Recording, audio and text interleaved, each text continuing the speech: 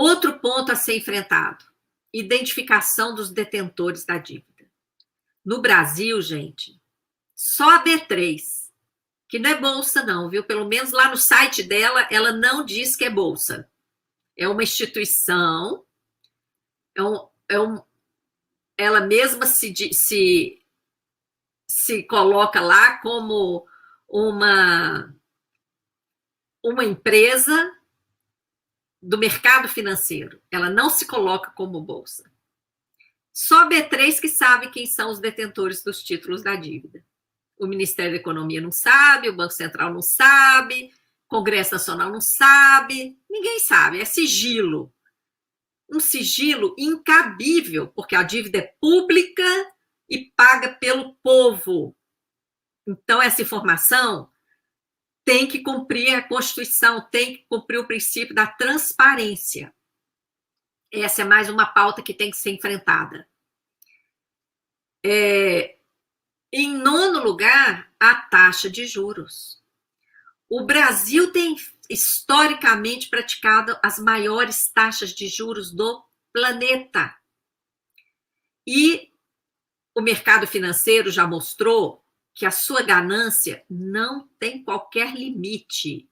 Eles não têm o menor pudor para aplicar taxa de juros. Está lá no site do Banco Central.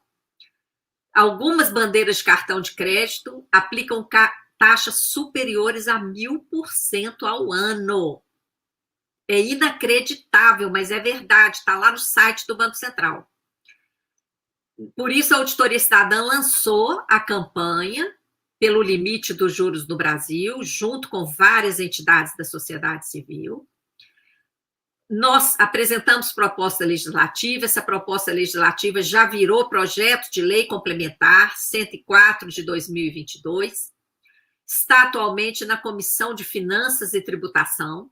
Eu aproveito para pedir a todo mundo que está aqui assistindo essa live, quem ainda não clicou ali está em destaque na página da Auditoria Cidadã, a enquete oficial da Câmara dos Deputados. Essa enquete, você pode clicar e votar. E parlamentares, gente, assistem, viu? Eles ficam de olho nessa enquete, tá? Então, é muito importante que todo mundo vá lá, se dê a um trabalhinho, porque dá trabalho, porque a Câmara exige identificação, tá? Então, é importante que cada um vá lá, clique, vote, se manifeste em relação a esse PLP 104 de 2022. E também preparamos uma ferramenta que, com um clique, você pode enviar do seu e-mail uma cartinha para todos os parlamentares, tá? Essas duas iniciativas estão lá na página da Auditoria Cidadã e você pode fazer isso para pressionar parlamentares, tá? Porque limite de juros, gente, tem que virar lei no Brasil. Se não estiver na lei, não adianta a gente querer esperar que as instituições financeiras passem de uma hora para outra a ter algum escrúpulo e aplicar a taxa decente. Isso não existe. Tem que estar na lei. E olhe lá, hein? Já esteve na Constituição e mesmo antes de ser retirada da Constituição, muita instituição não cumpria aquilo ali, não. Por isso, a nossa luta é muito grande. Tá? É preciso pressionar e todo mundo tem que fazer a sua parte. Em 10º lugar, nós colocamos a engenharia financeira da fraudulenta securitização de créditos públicos. Aquele esquema que desvia os tributos que pagamos antes mesmo que eles alcancem os cofres públicos. Então, gente, esse desvio aí por fora do orçamento, ele já está sendo implementado, já foi implementado em vários estados e municípios, e até em âmbito federal a gente está investigando, viu? porque eu encontrei dívidas securitizadas em âmbito federal, então esse esquema já pode ter operado também em âmbito federal, e todas esses mecanismos, onde eles já existem, onde está para ser implantado, essa é outra pauta que tem que ser enfrentada. Nós temos que jogar luz nesse mecanismo que está virando um modelo de negócios no Brasil, desviando recursos tributários, recursos comerciais, recursos de várias espécies, até recursos previdenciários, como nós verificamos no Rio Previdência, lá no Rio de Janeiro.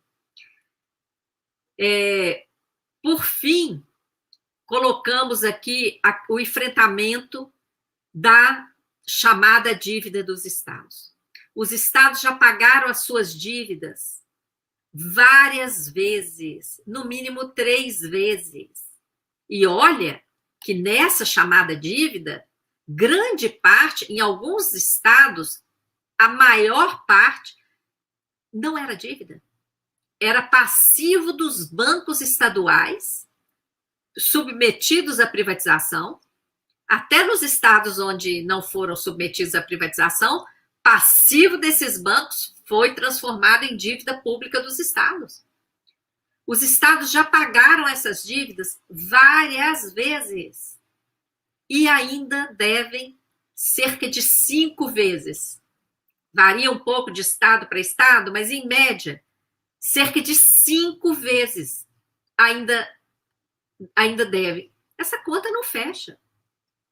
Esse processo tem que ser revisto e tem que ser devolvido para os estados o valor que foi cobrado indevidamente pela União. Tá? E interessante aqui pontuar também que, enquanto a União fazia isso, cobrava acréscimos de multa e juros extorsivos dos estados, ela deixava de ressarcir os créditos da Lei Candir. Em vez de fazer um encontro de contas, como até agora nessa isenção do ICMS, aí, nessa interferência brutal que foi feita esse ano para baixar o ICMS dos combustíveis, eles agora estão fazendo, eles tinham que ter feito isso lá atrás com a Lei Candir, mas não fizeram. Tá? Então, por que não fizeram? Porque o uso do sistema da dívida, gente, é uma grande estratégia de dominação. Então, os estados são subjugados também pela União, hein?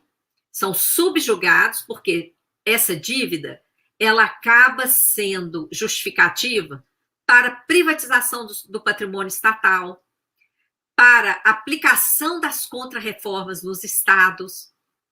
Então, os danos que o sistema da dívida provoca em âmbito federal, eles se irradiam para os estados e para os municípios. Então, essa pauta tem que ser enfrentada. Tá?